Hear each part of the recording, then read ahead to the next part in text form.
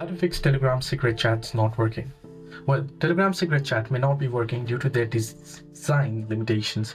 They are device specific, do not sync to the cloud, and cannot be backed up. If they have vanished, it is usually because the chat was deleted, one user logged out, or you are trying to access them from a desktop where they are not supported. So ensure both you and the recipient are currently online. Secret chats only work on specific phone or tablet where they were created. So make sure you're using the correct device. Now you can also go to the user's profile, tap the name at the top right. So once you tap the name at the top here, what you can do is you can tap the three dots and tap on start secret chat and start a new secret chat to fix the issue.